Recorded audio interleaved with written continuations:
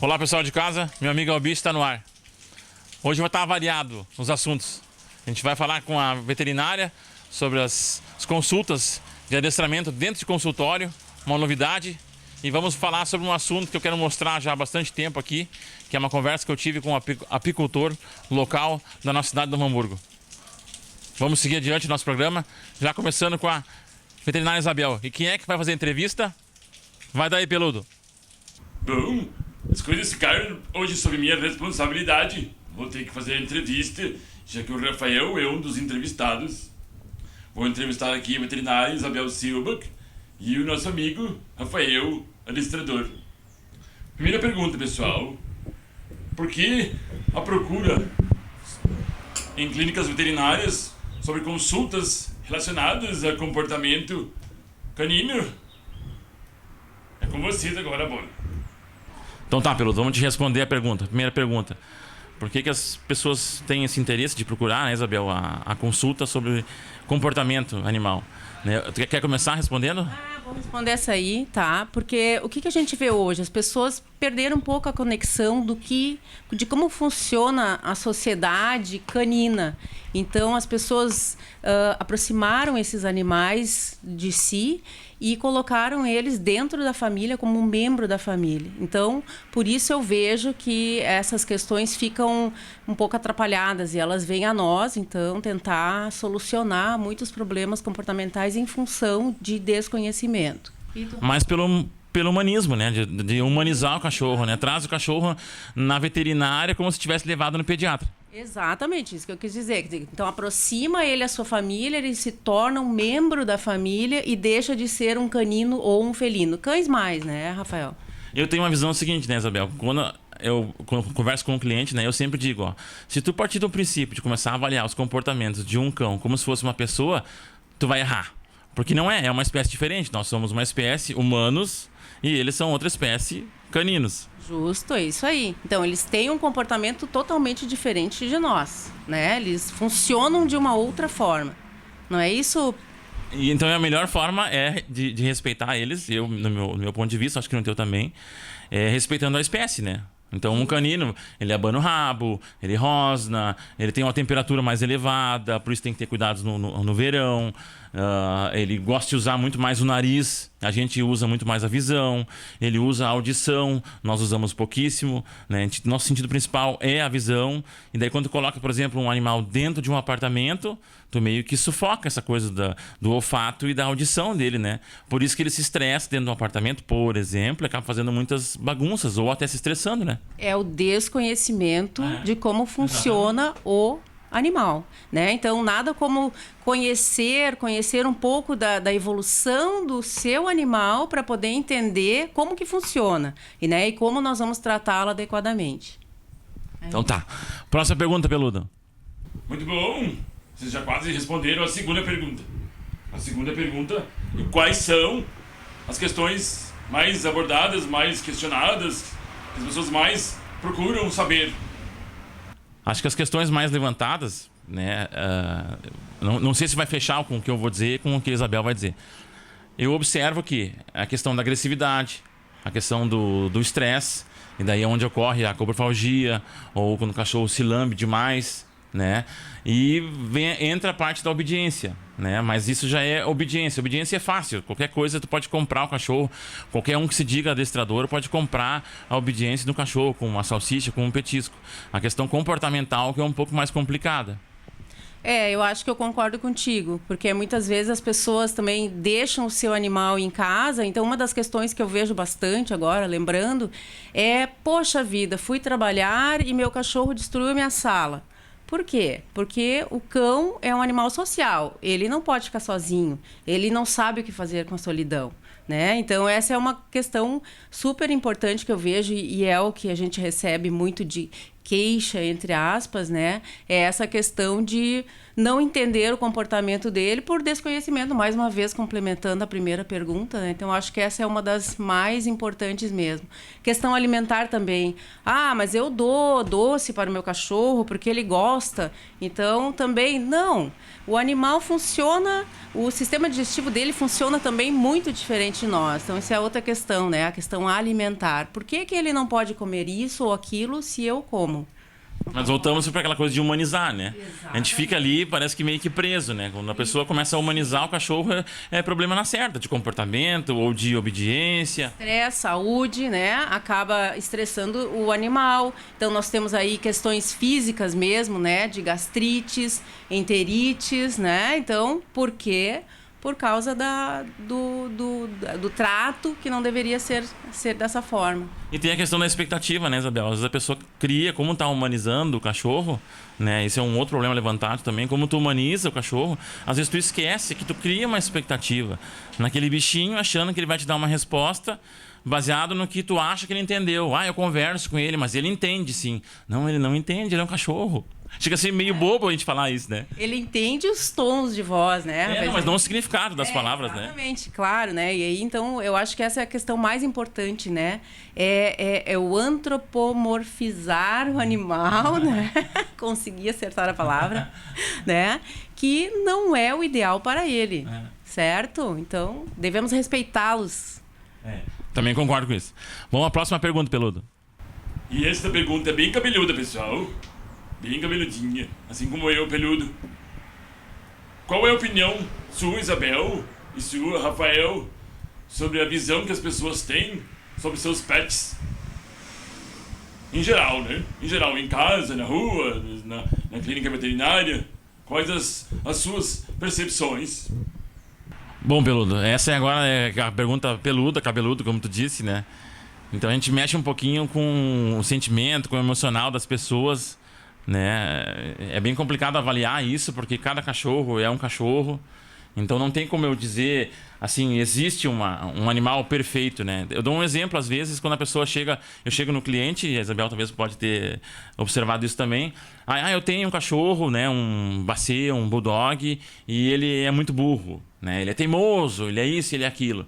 Daí quando a pessoa começa a colocar muita dificuldade, né, muita responsabilidade no animal, aí eu pergunto para ele, pro cliente no caso, se esse animal, essa raça, né, esse cachorro, fosse meu, tu acha que ele seria assim? Acho que ele seria diferente, né? Com certeza. Então, essa questão de educação, né, é como o Peludo disse para nós, é cabeludo, porque a gente, mais uma vez, tem que parar de ter expectativas em cima dos animais, né? Pelo contrário, nós temos que receber aquilo que eles têm a nos oferecer, não é? Então, e eles têm muito a nos oferecer. Mas a relação nossa com eles tem que... Como eu vou dizer? Eles têm que saber... Agora o Rafael pode dizer melhor. Nós somos o alfa, não é, Rafael? Então... Eu vou concluir, então. As pessoas criam uma expectativa achando que o cachorro deve ter vontade própria, por exemplo. Ah, não, mas ele gosta disso, ele gosta daquilo. Não, é uma espécie que nasceu e já há muito tempo ela serve, tem uma utilidade para nós. Então, seja para fazer companhia ou como cão de guarda, né? Então, ele tem uma utilidade. Então, para tu ter uma relação agradável com esse animal, a questão da educação, né, do convívio é muito importante. Então, o cachorro, no caso, a espécie canina, ela tem que estar sob controle. Sim. Então, não... Ele tem que ter vontade para... ele gosta de quando tá passeando, de cheirar tudo, de fazer xixi em tudo. Não, mas já não é passeio daí. Tu tá estimulando ele a demarcar território. Então é isso que... Esse é um dos nossos objetivos como a consulta, de orientar as pessoas, né, de informar elas por que o cachorro faz isso ou por que ele não faz aquilo. Né, para a pessoa entender o seu animal, entender determinados comportamentos. E lembrando que a gente tá sempre se revirando, né, na questão de humanizar. Né? Sim, acho que esse é o foco principal, né, Rafael? Por isso que as coisas às vezes saem fora, né, do trilho, digamos assim, né? Então, a gente não consegue evoluir, né? Exatamente. Então, sempre lembrar que eles são cães, eles têm um comportamento de cães, e se a gente aprender isso, nós teremos uma relação muito boa. Não? Sim. E a ideia da consulta é justamente essa, mostrar, vamos tratar eles como cães. Muitas pessoas têm uma ideia assim, mas vamos maltratar ele, né? Não, tu tem que ser firme, tu tem que cobrar a disciplina dele. Não, isso não quer dizer que tu vai maltratar ele, pelo contrário, a disciplina faz parte do amor, não é? Exato. E eu acho assim, sempre lembrar, né, Rafael e Peludo, vocês são felizes sendo cães. Acredito nisso, né? E nós somos felizes sendo humanos, né? Exatamente. E a questão do alfa, ela é fundamental, né? O humano é o alfa, porque o cachorro depende da gente, né? Então, se a gente tiver uma relação muito boa entre as partes, né? O cachorro vai ser feliz e nós também. Sendo cachorro, exatamente. Vamos à próxima pergunta, então, Isabel. E a última pergunta agora vai só pro Rafael. Lamento muito, Isabel. É o que eu tenho aqui, foi o que o roteiro foi passado pra mim assim. A pergunta é pra ti, Rafael. Qual a tua visão ideal entre o tutor e o animalzinho? Qual seria o ideal? Como o tutor deveria se comportar? Só tu, tá, Rafael? Isabel, não. Peludo, voltamos sempre à questão de humanizar, né? Eu sei que essa pergunta é só pra mim, mas a Isabel vai concordar. Então, a relação ideal do tutor com o pet é a relação de hierarquia. O tutor do cachorro, seja ela uma família grande de 5, 6 pessoas, todas essas 5, 6 pessoas devem ter controle sobre o animal. Às vezes eu chego nas casas das pessoas, né? Tem um cachorro lá e ele tem um comportamento difícil, daí a esposa ou os filhos, ou o próprio marido, por exemplo, né? Geralmente o homem mais firme, né? Mais intolerante, ou às vezes um pouco mais agressivo até. E o cachorro se submete àquela pessoa por ele ter esse comportamento. Mas aquilo não resolve, não ajuda. Porque quando ele sai de casa, o cachorro toma conta. Entende? Então a relação ideal seria o pai, a mãe e o filho mandar no cachorro. E não só um membro da família. O ideal é que todos os humanos da casa mandem no cachorro, controlem o cachorro. Para o passeio ser agradável, para a questão das necessidades fisiológicas ser confortável tanto para os dois lados, né, para não fazer no lugar errado. A questão da agressividade não existir, ou se existir, ser controlada para evitar um acidente com uma criança, com uma pessoa idosa, né? Então o importante é a relação, para mim, ideal é o dono, o tutor do cachorro ser o líder, o chefe da matilha. E isso é possível, porque com o cachorro ele trabalha em escala hierárquica. Então uma matilha pode ter 10 membros, 15 membros, e não é um só que vai mandar. Vai haver uma escala. Então vai ter o alfa, vai ter o beta, e daí depois vem descendo. Como os lobos, né, Rafael? Como os lobos. Então eu costumo dar um exemplo, às vezes, de como se fossem soldados, né? Para a pessoa entender bem essa questão hierárquica, né? Então tem o comandante lá, o general, aí vem descendo, tem o capitão, tem o tenente, tem o sargento, né? Porque é o próximo, quando o líder falhar, quando o chefe, o comandante falhar, alguém vai ocupar o lugar dele.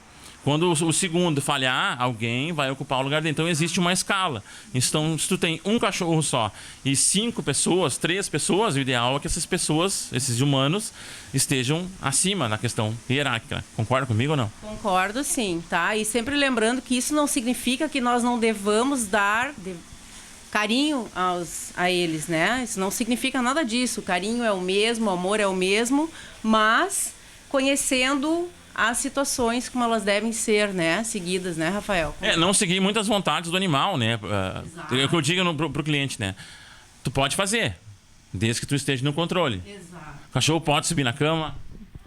Não. Mas se o cliente quer, desde que ele pode autorizar o cachorro a subir na cama.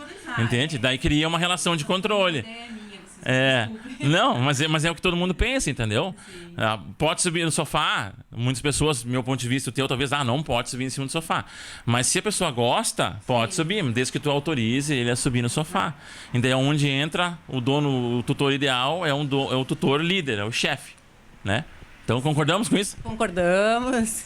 Acho que ajudamos, né? O Peludo e a você de casa com esses esclarecimentos, né? E esperamos que vocês entendam essa ideia inovadora que a gente está tentando colocar, que é consultas sobre comportamento canino, né, dentro de um consultório veterinário, que eu acho que tem tudo para funcionar, né? É uma ideia bem bacana, né?